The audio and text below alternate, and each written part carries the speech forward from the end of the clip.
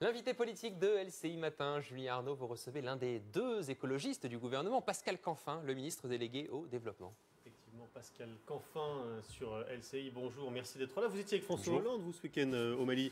Samedi, oui. Est-ce que c'était le plus beau jour de votre vie politique? Oui, comme oui. le président l'a dit aussi pour lui-même, nous avons touché du doigt la libération et la liberté. Et on ne touche pas tous les jours du doigt la liberté. On a rencontré des gens, des femmes à Tombouctou par exemple, qui nous disaient, voilà, ça fait plusieurs mois que nous ne pouvions pas nous habiller comme nous le souhaitions. Des hommes qui disaient nous ne pouvions plus chanter, jouer de la musique dans la rue. Eh bien maintenant ils peuvent le faire. Mais le temps maintenant c'est celui du développement. Parce qu'à Tombouctou par exemple il n'y a pas d'eau, pas d'électricité. Donc la liberté est retrouvée. Mais maintenant il faut, à côté de l'intervention militaire, il faut gagner la paix. Combien la France va payer pour ça, pour ce développement? Gagner la paix, ça passe par le dialogue politique. Ça, c'est la responsabilité des Maliens. Et c'est effectivement la reprise de l'aide publique au développement. Nous avions gelé, le précédent gouvernement, au moment du coup d'État au Mali en mars dernier, avait gelé les crédits d'intervention au Mali, soit 150 millions d'euros. Oui. Donc nous allons les reprendre progressivement. Bien évidemment, nous n'allons pas le faire seuls. Et je vais d'ailleurs aujourd'hui même à Bruxelles pour travailler avec mes collègues européens sur ces sujets. Et le financement total c'est de l'ordre de 500 millions par an, c'est ça? Nous allons voir l'ensemble des donateurs. Oui. Nous allons organiser, je pense, dans les prochaines semaines, dans les prochains mois, des événements publics qui vont permettre de mobiliser la communauté internationale. C'est notre responsabilité dans le moyen terme, mais à court terme, ma responsabilité, par exemple, c'est de lister les urgences absolues au Mali. Par exemple, remettre l'eau, remettre l'électricité à Tombouctou. Et la France a aussi cette responsabilité, avec la communauté internationale, avec l'Union européenne, d'avoir agi sur l'ensemble des dimensions. Évidemment, la libération par l'intervention militaire, il fallait le faire.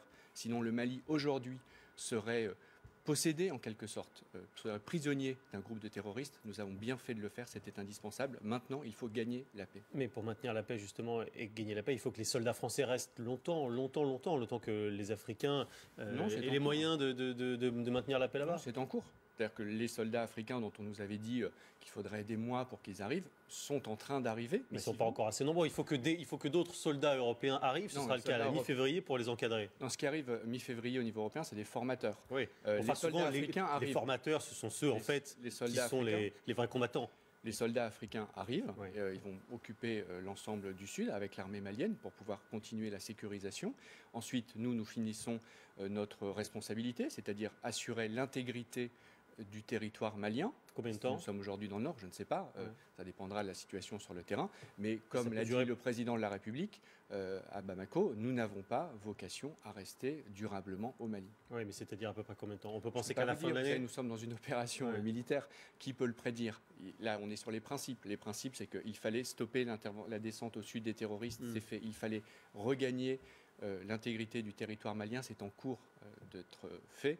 Ensuite, lorsque cela sera terminé, nous pourrons nous retirer progressivement. Est-ce que les réfugiés sont en train de revenir déjà? Pas encore, parce que justement la situation n'est pas complètement stabilisée. Parce qu'ils ont encore peur. Nous suivons ça. Et de quoi ont-ils peur? Ils ont peur potentiellement des exactions contre notamment les Touaregs. De l'armée malienne ou des Maliens?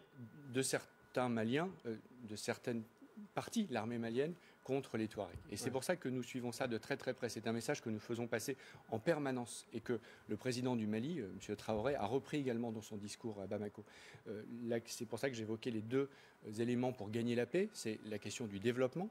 C'est la responsabilité de la communauté internationale, mais c'est aussi la question du dialogue politique, et ça, c'est la responsabilité des Maliens. Alors, pendant que la paix se construit au Mali, ou tente de se construire, en tout cas, il y a de nombreux sujets ici en France, et notamment la question du mariage homosexuel, qui est très tendue en ce moment à l'Assemblée nationale. Le sujet de la procréation médicalement assistée est enterré. Est-ce que ça vous déçoit, vous qui êtes un partisan de cette mesure? Ce qui me fait dire ça, c'est que la ministre de la Famille dit dans un premier temps ce sera en mars, que le Premier ministre dit oh là là, on va attendre l'avis du Conseil d'éthique, ce sera avant la fin de l'année. Oui, voilà. D'accord, et aller au bout des 2 heures de feuilleton, ça s'est terminé comment?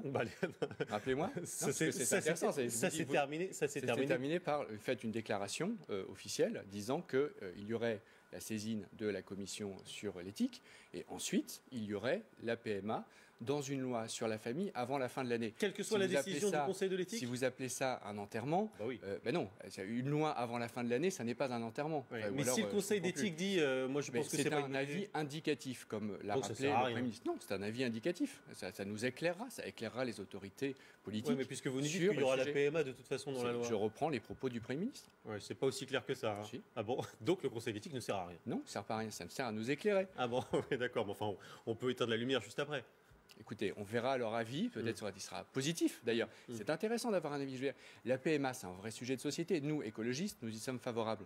Mais j'entends qu'il y a d'autres éléments dans la société, en plus pas tous. Il y a des socialistes qui sont favorables, d'autres qui sont plus sceptiques. C'est normal d'avoir ce débat. Vous savez, dans la plupart des pays européens qui ont fait le mariage pour tous, la question de la PMA a été traitée à côté, parce que c'est un autre sujet. Et donc je pense que c'est sain de mener ces deux débats séparément. Et la gestation pour autrui, vous êtes pour ou contre à titre personnel? Encore un autre débat. Honnêtement, ça pose beaucoup de questions éthiques. Je pense que là, il ne faut pas tout mélanger. Il ne faut pas tout mélanger, parce que sinon, on prête le flanc effectivement à une certaine critique. Mais regardez... Et vous êtes pour ou contre? Moi, à titre personnel, honnêtement, je me pose des questions. Ça pose des questions éthiques que ne posent pas les autres sujets. Donc ne les mélangeons pas. Oui. La question du mariage pour tous, c'est un sujet en soi. Et sincèrement, je suis extrêmement fier que cette majorité le fasse. Je rappelle qu'il y a presque 10 ans, Noël Mamère avait fait ce fameux mariage à Bègles. Je vois le chemin qui a été parcouru et c'est en partie grâce aux écologistes. Il y a la question du gaz de schiste aussi qui revient sur le tapis, ça ne vous a pas échappé. Un rapport parlementaire défend aujourd'hui d'autres méthodes que la fameuse fracturation hydraulique qui est interdite en France. Et Jean-Vincent Placé dit ce dossier du gaz de schiste, c'est la ligne rouge pour nous. Est-ce que c'est le cas aussi pour vous? Un rapport parlementaire. Il faut que les choses soient claires. Non, mais je ne dis pas que vous avez dit le contraire, mais je le précise. C'est-à-dire que ce n'est pas le gouvernement. Et la position du gouvernement, du président de la République, est extrêmement claire. Très claire. Il n'y aura pas de fracturation hydraulique pendant que François Hollande sera président de la République. Mais le rapport est sur d'autres techniques, justement. Si il y a des techniques alternatives, François Hollande a dit « je prendrai mes responsabilités ». Donc la question de techniques alternatives, il faut la regarder. Et moi, j'entends le président de Total qui dit quoi? Qui dit il faut au moins 10 ans pour trouver des techniques alternatives. Pas dire que le président de Total soit par nature un grand écologiste. Oui. Donc on en reparle dans 10 ans. Mais si ce dossier... On en reparle dans 10 ans. D'accord. Enfin, ça risque de revenir quand même sur le tapis avant 10 ans. Le sujet du gaz de houille également, on ne va pas attendre 10 ans avant que ce sujet revienne, puisque Arnaud Montebourg s'en est fait le grand défenseur ce week-end.